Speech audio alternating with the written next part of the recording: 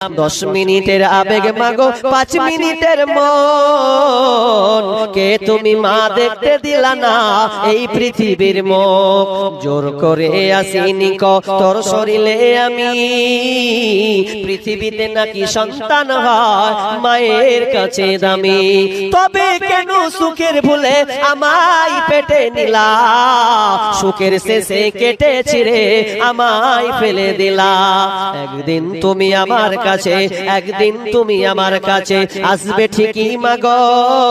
কি বলবে আল্লাহর কাছে জমা করে রাখো